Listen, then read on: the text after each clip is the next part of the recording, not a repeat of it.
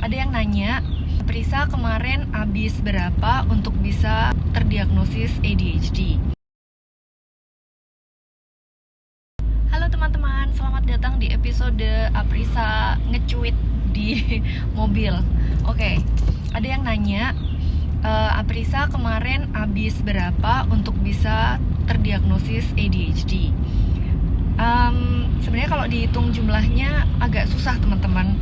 Tapi pada dasarnya aku cerita aja ya prosesnya sambil aku on the way jemput anakku. Jadi aku terdiagnosis ADHD itu gara-garanya lihat reels orang. Karena waktu aku lihat reelsnya si orang ini kayak kok relate ya, kayak aku kok kayaknya ini kok aku kayaknya. Terus habis itu aku lihat lagi kontennya dia yang lain gitu, nggak cuma satu itu. Terus ternyata oh iya nih kayaknya kok mirip banget sama aku. Habis itu aku kontak SPKJ aku. Jadi sebelumnya aku tuh pernah terdiagnosis dengan depresi. Terus habis itu ada general anxiety juga gitu kan. Dan aku waktu itu ya di-treat itu aja gitu sesuai kondisiku pada saat itu gitu. Ternyata gimana sih ceritanya, nggak apa-apa lah ya, ini lagi Mercury retrograde jadi ngomongnya bolak-balik. Anyway, terus habis itu aku nanya dong sama spesialis aku, psikiater aku. Terus beliau bilang, Mbak gimana nih Mbak, kok kayaknya aku karena kakak kelas ya, Mbak ini gimana nih, aku kayak gini mirip-mirip. Terus akhirnya sama beliau aku diminta untuk cari self assessment. Terus aku kerjain dong itu self assessment dan memang hasilnya ke arah ADHD gitu. Terus aku kirimkan hasilnya itu ke psikiater aku gitu, biar beliau bisa lihat hasilnya dan untuk diskusi sama aku. Ya, usut punya usut, ternyata memang aku punya ADHD dari hasil conversation kami. Dan menurut aku sih yang penting setelah aku terdiagnosis itu adalah aku jadi dapat banyak acceptance tentang situasi aku gitu. Why are things so challenging for me gitu loh. Itu ngebantu aku banget sih terus terang.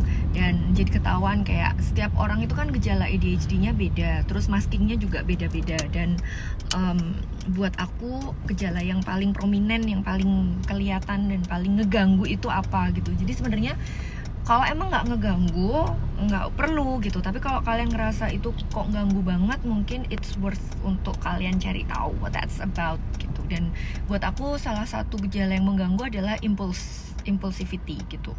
Ya, jadi aku tuh impulsif banget kalau making a decision kayak gitu. Kalau masalah pelupa iya, cuman nggak terlalu mengganggu lah gitu. Terus yang ganggu banget itu kalau buat aku adalah emotional dysregulationnya gitu. Jadi kayak gampang sedih, gampang marah dan sebagainya, sehingga sempat terdiagnosis itu depresi gitu. Ya memang aku pernah ngalamin depresi sih gitu, tapi ADHD-nya itu jadi nggak ketahuan gitu loh. Itu sebabnya ADHD itu bukan sangat jarang underdiagnosed, karena satu, dia masking kayak yang aku jelasin di story kapan hari, nanti aku share deh, aku jadiin highlight aja kali ya. Terus habis itu yang satunya karena biasanya dia tuh ada penyertanya kayak anxiety sama depression gitu teman-teman gitu. Jadi kadang-kadang ADHD-nya nggak ketahuan gitu. Nah terus ternyata banyak banget gejala kecil-kecil di luar itu yang sebenarnya ganggu juga gitu.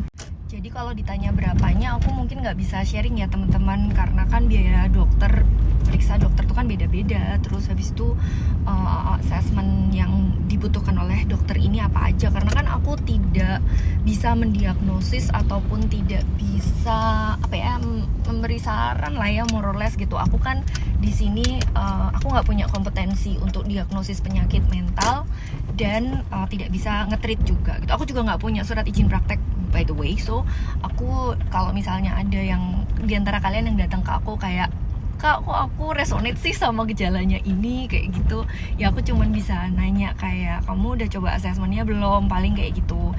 Ada banyak kok self assessment yang online kayak gitu. Terus coba deh kamu kerjain aja gitu. Terus habis itu kamu kirim kamu tunjukin ke psikiater kamu gitu.